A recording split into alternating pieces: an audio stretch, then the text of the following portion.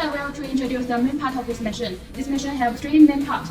The first part is the loading and the measuring part.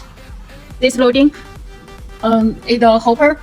If you want to use the big hopper, it also can customize. And the measurement, we use the cup measurement.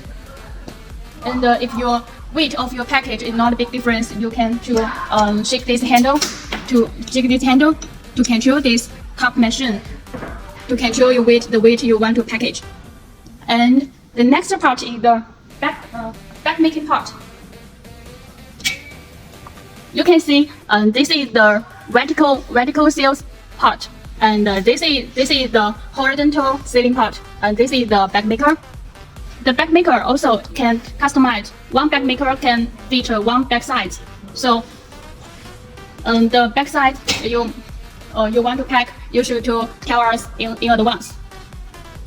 The third part is this electric control device, and this can control the vertical and the horizontal sealing temperature.